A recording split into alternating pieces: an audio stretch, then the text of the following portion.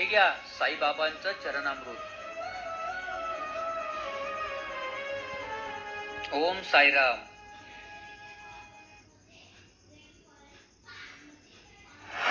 काय झालं बाळा? आज खूपच चिंतित दिसतोस. काही नाही, मी जीवनाला फार कंटाळलो आहे. अनेक ठिकाणी नोकरीसाठी इंटरव्ह्यू दिला, पण नोकरी काही मिळत नाही.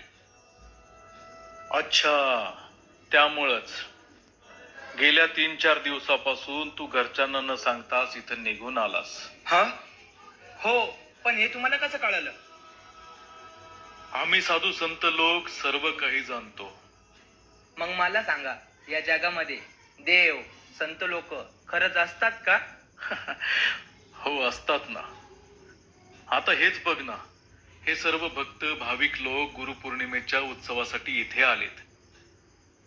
प्रत्येकाला जीवनात गुरुची गरज असतेच. पण माझा कोणी गुरु नाहीये. खरं सांगू, अरे तुझे गुरु घरीच रडत बसलेले आहेत.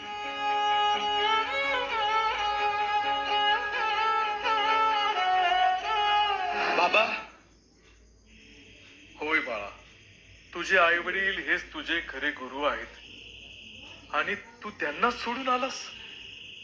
हो, चुकलो बाबा मी. त्यांना विसरून जीवन संपवायला चाललो होतो.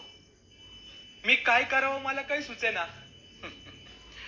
एक सांगू, तू घरी जा.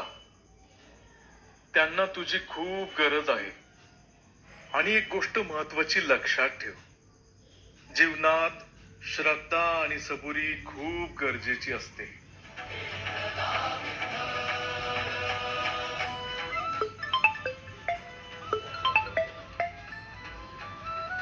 हॅलो. अरे कृष्णा, तुला नोकरी मिळाली? काय? तुझ्यामुळं माझ्या बापा उघडलं डोळं. हे घ्या साईबाबांचा प्रसाद. अहो, काय झालं रडायला? काही नाही. या गुरुपौर्णिमेला मला एक चांगला गुरु भेटला.